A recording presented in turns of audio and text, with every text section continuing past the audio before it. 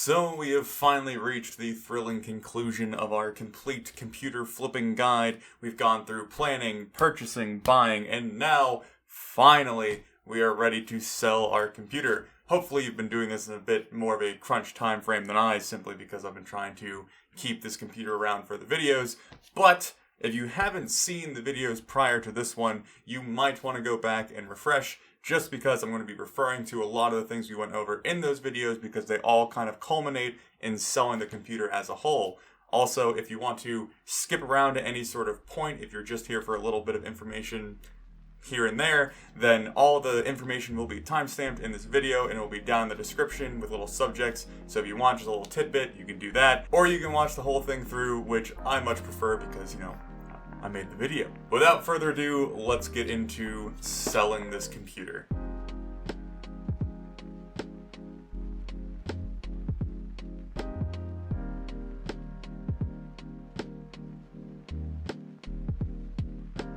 So first, let's go over the actual goal of this video. Basically, by the end of this video, you're going to have a clear and well-designed ad or post that will sell your computer to your local marketplace or potentially online if you're looking to do that. We're basically going over the best ways to get information across in a clear and concise manner and also make your post appealing to people so they'll actually click on it and view your ad in the first place. There's a multitude of things that help you get to that point. A lot of the stuff that I've learned has either been through trial and error and learning it myself, or simply seeing other people put up horrible listings on like Facebook Marketplace and seeing that their computer just never sells. So it's a mixture of things you should not do and then things I've learned to do to help improve the possibility of selling this computer. So the first thing we're going to do before we actually get into getting all of the content for the advertisement itself is the last few finishing touches that we need to go over to get this computer ready to actually be presentable. You may think that once you've built it and done all the stuff we did in the last video that you don't have to touch it anymore, but there's a few things you should go over before you start taking pictures and all that fun stuff. First off, I would make sure that your computer looks physically clean. Just give it a once over, clean off any dust, wipe any fingerprints off the glass, and just make sure there aren't any dog hairs or anything that would make it look less than brand new. Obviously, if you have a used case or something that might look a little bit dinged up, you can only get it to so much of a clean point, but getting your computer looking as clean as possible is the first step of kind of getting it ready to make the advertisement. Then other little finishing touches that you should do is, since I was using the test SSD in there, I have to make sure that all the actual storage that's selling with the system is hooked up. I need to make sure that Windows 10 or whatever operating system that you're using is installed and updated. And also along the same line, you should make sure that any graphics card drivers or wireless M.2 drives or cards are all updated and ready to go. You want to get to the point where you simply give the customer the computer and they don't have to mess with updating anything or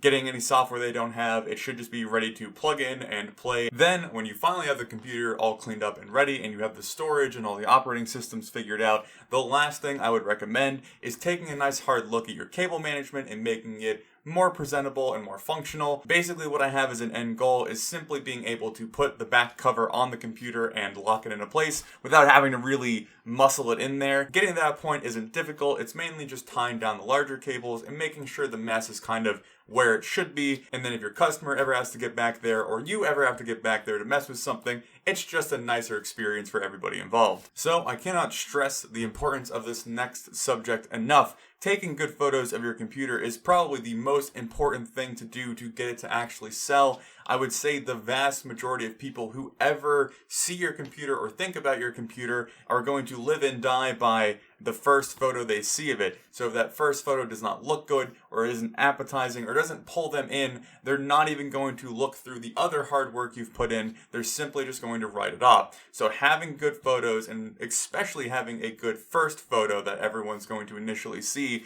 is absolutely key to getting the computer to sell. I'm going to go over a few little bits of advice to get you to have a good photo, but if you're just not going to put in the effort to have clear and good photos for your advertisement, I would say you're definitely in the wrong business, because this little 5-10 minute section of work to get good photos is worth weeks or months of your time waiting for a computer to sell without good photos. So the simple process of taking a good photo is having a nice clean backdrop. You don't have to have a whole little studio setup like I do for my YouTube videos. You could just have a nice white wall or a door or a nice looking desk that isn't full of clutter. Anything that's presentable and isn't an absolute disaster is a good place to take a photo. I would say if this is your first time messing around with taking a photo, I would just find a nice wall or maybe a wooden floor, just some place that you can kind of section off a little square to clean off any clutter, maybe mess with a little bit of lighting, and just take some nice decent shots of the computer.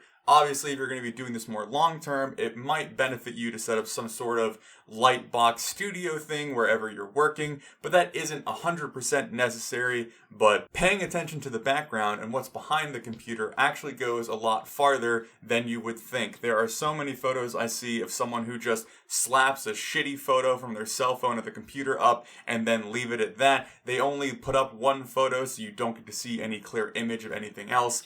It's just an absolute disaster, and I don't want to see Mountain Dew bottles or trash or teddy bear collections reflected in the glass, so you also need to make sure that wherever you're taking the photo, you're not catching random bits of your household. Simply get good photos of the computer, and it will go a very long way in helping you sell it. Once you get the process down of taking a good photo, another thing that falls into this category is what kind of photos you should take.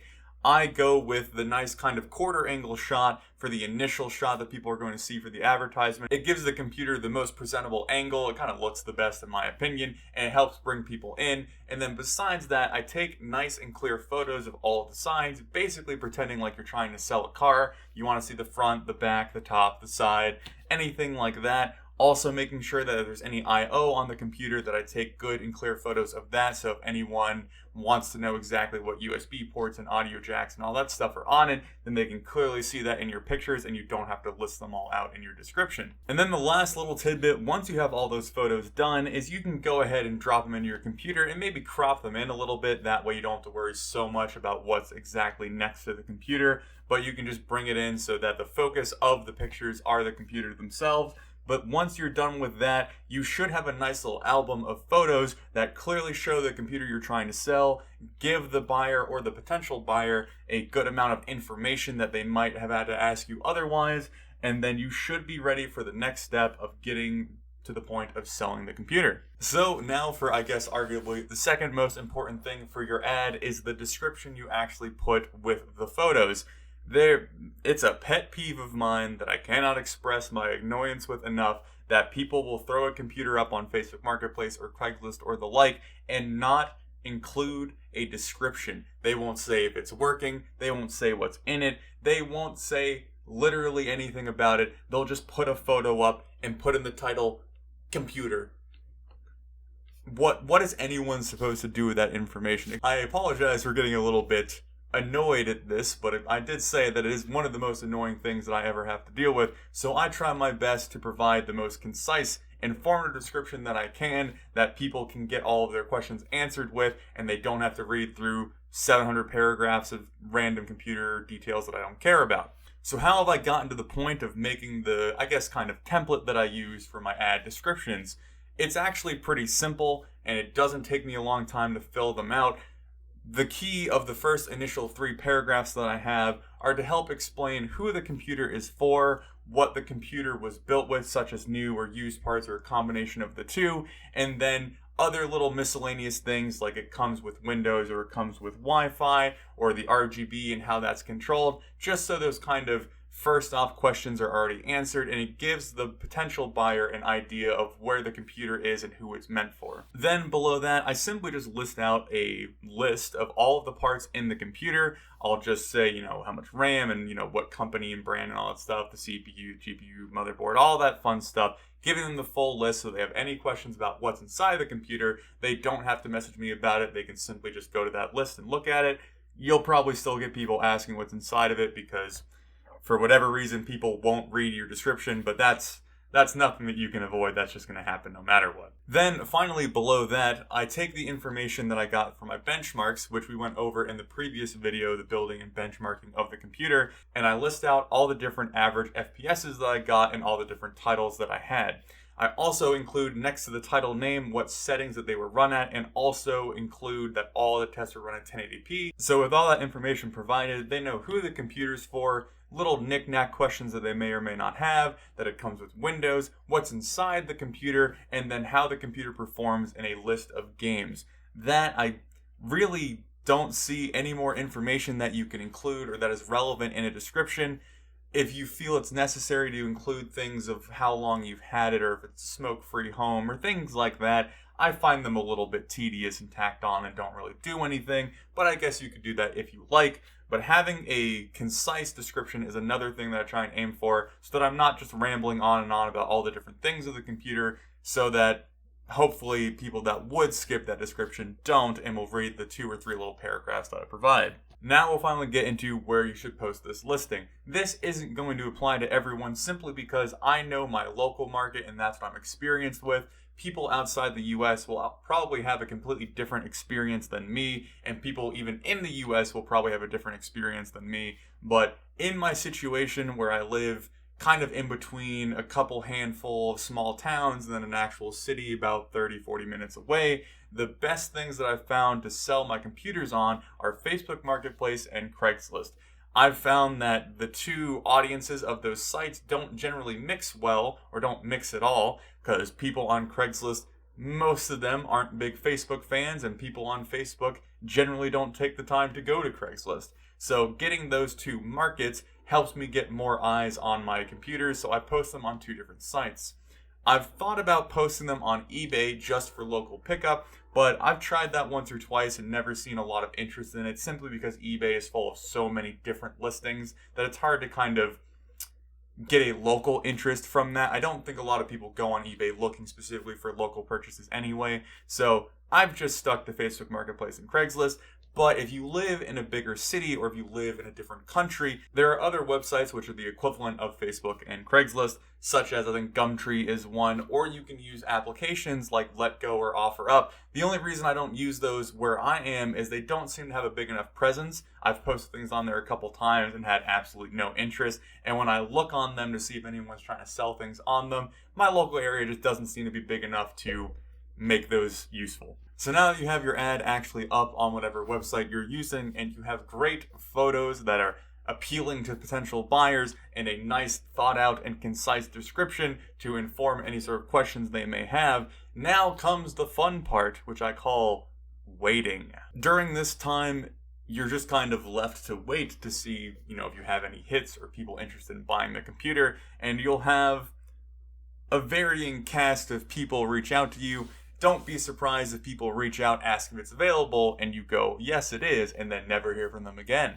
Don't be surprised if you answer a lot of very thorough questions that someone asks, and then they never reply to you, and you never hear from them again. Don't be surprised if someone asks a ton of different questions, and then comes in saying they'll trade you a dirt bike, a lawnmower, and their third cousin for the computer. You'd be amazed what I've been offered as a trade for computers. It's a mess, but my rule of thumb is I treat everyone equally. I answer any questions that are asked, and I simply just go through the motions until someone actually has a more firm interest in buying the computer.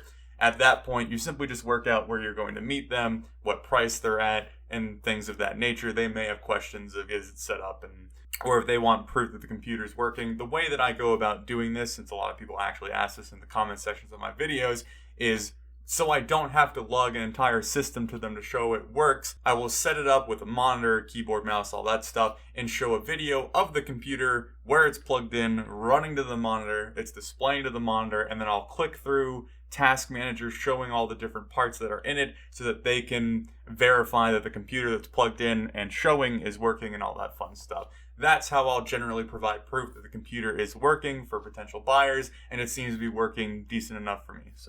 But eventually you'll find the right buyer, and you'll set everything up, and you'll get that sale, and you'll finally be done with this process. But with that said, I must include a little bit of a disclaimer, because I'm sure there'll be plenty of people who don't think about this. Now it is time for the part that I like to call, don't be an idiot.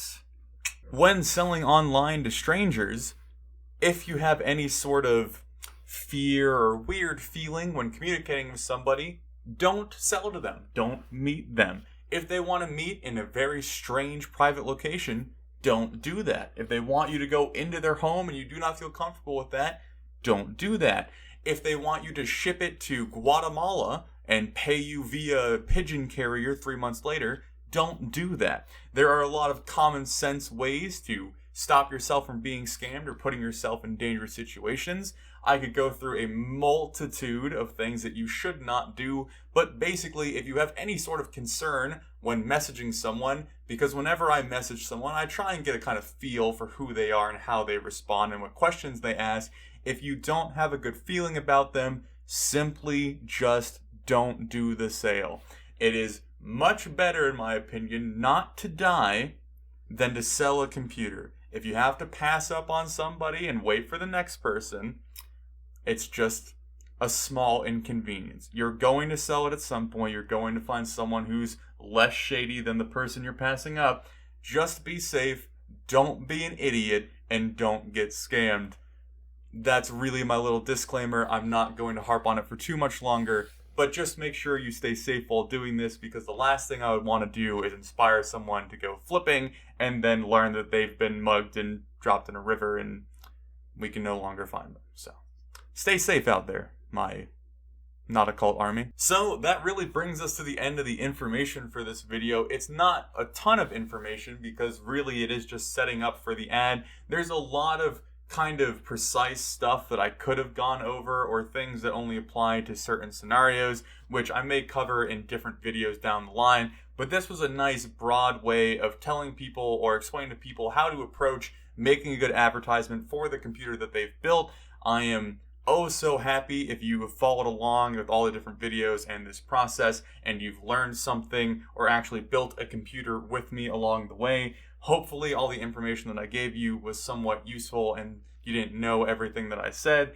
And that really brings this whole series thing to conclusion, which has been a bit longer in the making than I wanted it to be, but ultimately that's fine. But I am going to go ahead and set up the ad for this computer and sell it. And if I sell it before doing all the editing and setup for this video, I will include probably a little snippet of how much I sold it for and maybe a little video of that, just to give you guys a little bit of closure for the example build. But if you learned something and you liked the video, hit that like button. If you thought this was an absolute waste of your time and there was no information gained, hit that dislike button. If you want to know more about PC flipping and the little adventure I have going on, hit that subscribe button. I will try my best to keep you around. And without further ado, have a good day, guys.